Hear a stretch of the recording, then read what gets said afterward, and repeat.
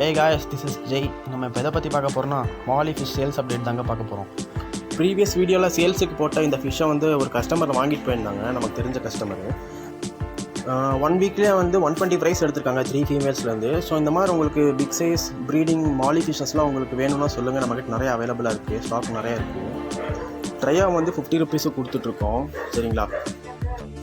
ட்ரையானா breeding பேரில் தாங்க தரோம், 2 ஃபீமேல் 1 மேலுங்க. இதே நீங்கள் ஒரு 12 பீஸ் அந்த மாதிரி எடுக்கிற மாதிரி இருந்துச்சுன்னா உங்களுக்கு வந்து 150 ருபீஸுங்க. அதை வந்து கைண்டாக ஹோல்சேல் ரேட்டில் நாங்கள் பண்ணி கொடுத்துருவோங்க. எல்லாமே வந்துட்டு நல்லா பெரிய சைஸாக இருக்குங்க மீன்.